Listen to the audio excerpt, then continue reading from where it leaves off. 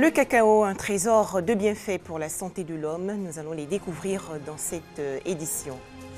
Zouaounien, dans l'ouest de la Côte d'Ivoire, le lycée moderne Kouimamadou, un établissement au grand cœur. Les élèves en classe d'examen bénéficient gratuitement de cours de renforcement. Enfin, 26 avril 1963, jour noir dans l'histoire de Haïti. Un massacre commandité par le président François Duvalier décime des opposants et leurs familles. Bonsoir et bienvenue dans le journal le RTI 2. Quelles sont les vertus du cacao sur la santé de l'homme? Ce fruit est très connu en Côte d'Ivoire en raison de sa production massive, le pays étant le premier producteur mondial, mais les bienfaits du cacao sont souvent méconnus. Ce fruit a des vertus médicinales incroyables. On les découvre dans ce reportage de Sita Soro. Le cacao, on le connaît comme produit majeur soutenant l'exportation ivoirienne, la Côte d'Ivoire en étant le premier producteur mondial. On le connaît également pour la saveur de son produit dérivé qu'est le chocolat. Au-delà de tous ces aspects, le cacao contient bien de vertus. Il est utilisé sous différentes formes pour en ressortir ses bienfaits. La première des choses, c'est le chocolat. Il y a la poudre de chocolat et on utilise aussi les cabosses pour produire d'autres produits. Par exemple, on peut faire de l'alcool avec, on peut produire du charbon avec. La découverte des vertus du cacao remonte à l'an 600 avec les Aztèques, peuple de l'Amérique centrale. Alors les Aztèques ont tiré profit du cacao en produisant des boissons à base des fèves de cacao qu'ils ont nommées chocoat.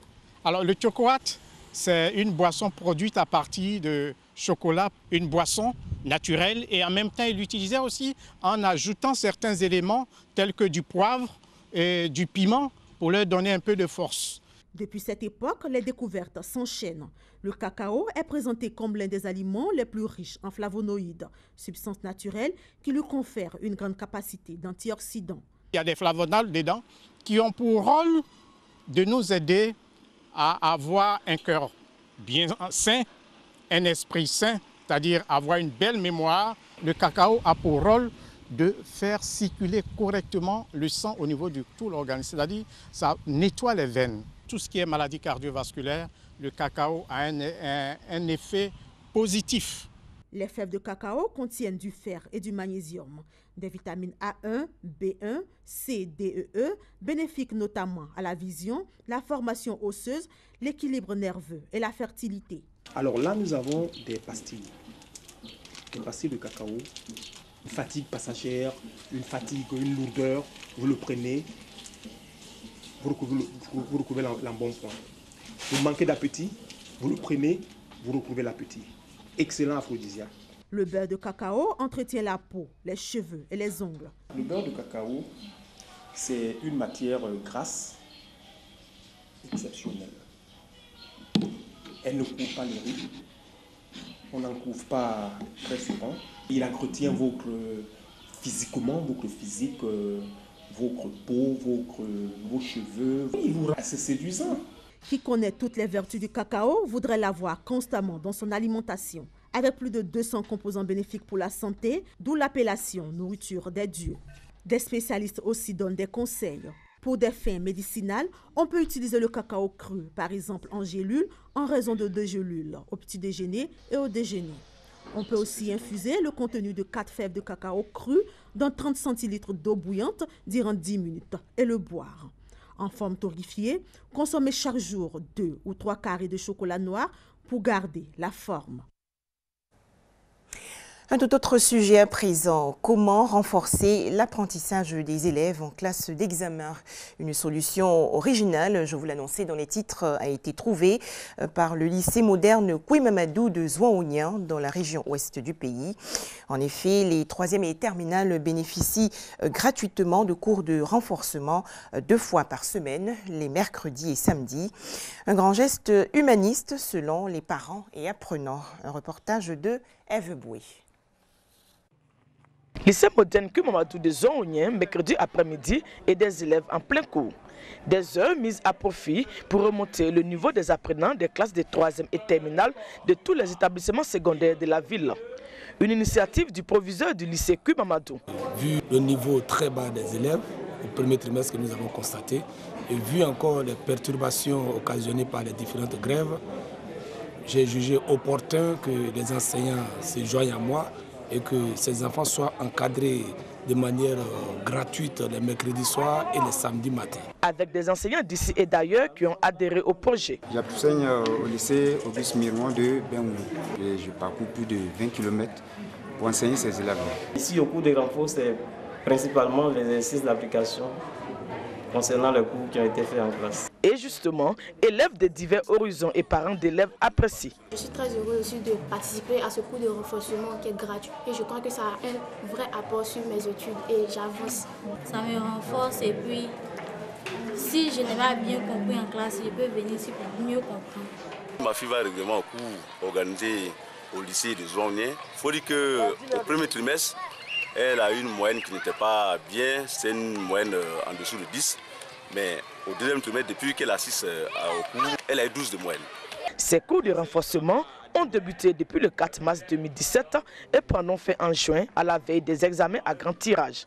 Seules les matières de base des différents niveaux sont enseignées. Les élèves des classes de CM2 y prennent aussi part. Culture et c'est parti pour la 10e édition du Festival des musiques urbaines d'Anoumabo.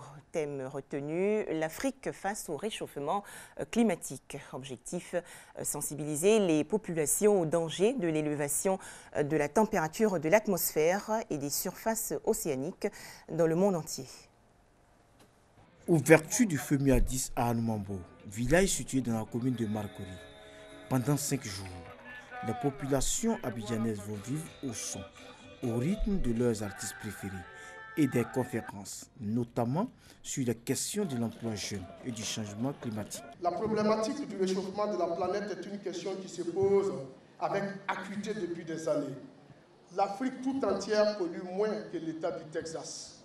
Les conséquences du réchauffement climatique impacteront plus l'Afrique que tout le reste du monde entier. Si pour le ministre Sidi Tchimoko Touré, le FEMUA est une lucarne pour sensibiliser les jeunes sur la question de l'emploi, les ministres Anne Désiré Ouloto et Maurice Bandaman saluent le choix du thème relatif au réchauffement climatique. La lutte contre les changements climatiques, qui est une priorité pour le gouvernement, est un défi mondial au regard des nombreuses conséquences de ce phénomène. Madame la ministre, vous avez à travers les artistes, à travers les hommes de culture, les meilleurs avocats pour faire changer le comportement. Car avec la musique, avec la flûte, oui, nous pouvons prendre conscience du danger qui nous guette. Dans un message diffusé sur écran géant, la directrice générale de l'UNESCO, Irina Bokova, apporte son soutien à la 10e édition du FEMUA. Une dizaine d'artistes de renom, dont Salif Keïta, Tikenja Fakoli, Monique Seka et bien d'autres, vont animer des différentes scènes d'Anoumabo et d'Atiaké. Voilà des précisions de Issa Yeo. Et tandis que Anoumabo, dans la commune de Marcory, est en fête dans le cadre du FEMUA 10, la ville de Beaunois, dans la région sud Comoé, poursuit la célébration du Popo Carnaval 2017. Une soirée rétro a été organisée pour revivre les années 70 à 80. Serge Collier.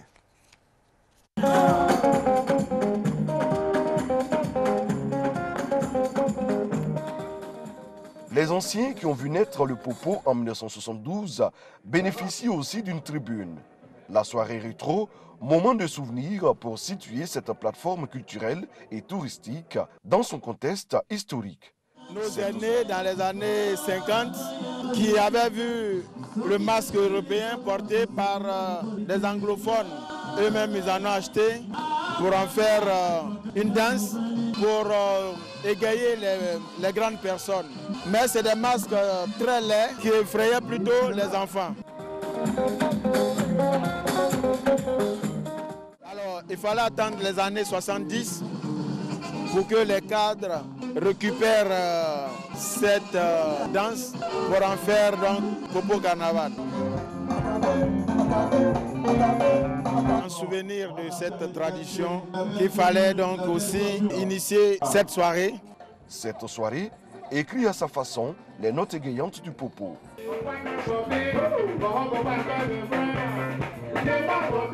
Avant là, on voyait le popo, on courait. On dit non, il ne faut pas enfuir. On s'enjaillait entre nous, les jeunes, pour montrer à le monde entier que non, il y a une fête qui se passe comme au Brésil. Jeunes et vieux vibrent au rythme des musiques des gloires du passé avec ici Ebaka Jérôme.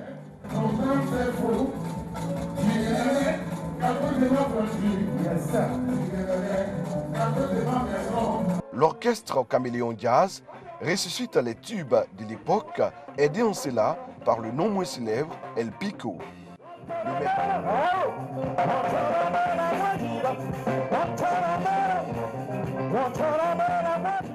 Cette soirée est véritablement un regard incrusté dans le rétroviseur des 37 éditions de ce carnaval.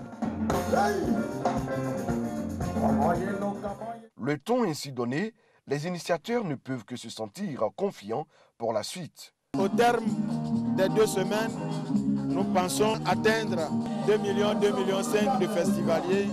Environ 2 millions de visiteurs. C'est un pari qui pourra être attesté au soir du carnaval prévu le 29 avril 2017 avec le gigantesque défilé qui met en scène la richesse de la culture du peuple abouré dans toute sa diversité et dans toutes ses composantes. La liberté de la presse en recul dans le monde en 2017. L'organisation non gouvernementale Reporters sans frontières a publié son rapport. Le document 2017 du classement mondial de la liberté de la presse souligne notamment la banalisation des attaques contre les médias. À noter que la Côte d'Ivoire passe de la 86e place au 81e rang. Le pays a donc progressé de 5 places. Les États-Unis mettent fin à leur mission en Centrafrique. Les forces spéciales américaines traquaient dans l'est de ce pays, et cela depuis 2011, la rébellion ougandaise de l'armée de résistance du Seigneur et son chef Joseph Kony. Selon les autorités américaines, le retrait total des troupes va s'achever en septembre 2017. En images, quel bilan économique pour Donald Trump après 100 jours à la tête des États-Unis? Le président américain va célébrer ses 100 jours de pouvoir. 26 avril, jour de commémoration en Haïti. En effet, 54 ans plus tôt, précisément le 26 avril 1963, une série de tueries commanditées par le président François Duvalier dans la région de Port-au-Prince a fait une 50aine de morts. Ce massacre visait des opposants, en majorité des militaires et leurs familles. Que leur reprochait-on? On en parle avec Franck Quadio. 26 avril 1963, massacre à Haïti, une série de tueries commanditées par François Duvalier à Port-au-Prince et alentour, capitale haïtienne. Le massacre visait une dizaine d'opposants présumés au pouvoir Duvalier, en majorité des militaires. C'est la plus meurtrière des rafles contre des opposants à Duvalier avant qu'il ne se proclame président à vie l'année suivante. Le matin du 26 avril 1963, ce qui s'apparente à une tentative d'enlèvement de 2 enfants de François Duvalier aurait déclenché la furie du dictateur et la répression qui a suivi. Plusieurs maisons seront incendiées avec leurs occupants et des dizaines de personnes assassinées par balle ou encore kidnappées pour ne plus jamais être revues. Le comité de commémoration du 26 avril 1963 a établi en 2013 la première liste de noms des victimes du massacre du 26 avril 1963. Cette liste non exhaustive contient jusqu'à présent 73 noms. Plusieurs militaires haut gradés et leurs familles s'y retrouvent, dont un bébé de 9 mois. En 1986, coïncidence malheureuse, la première marche commémorative du massacre du 26 avril 1963 s'est aussi soldée par une tuerie 2 mois et demi après la chute de la dictature des Duvalier père et fils. À la dernière étape de la marche, face à la prison Fort Dimanche, des policiers ont fait feu sur la foule, tuant 11 personnes et en blessant des dizaines d'autres. Les participants réclamaient entre autres que cette prison, où des centaines d'opposants présumés à François et Jean-Claude Duvalier ont été torturés ou assassinés, soit transformée en lieu commémorant la mémoire des disparus de la dictature duvaliérienne. Voilà, merci de nous avoir suivis. Prochain rendez-vous demain, jeudi, 19h.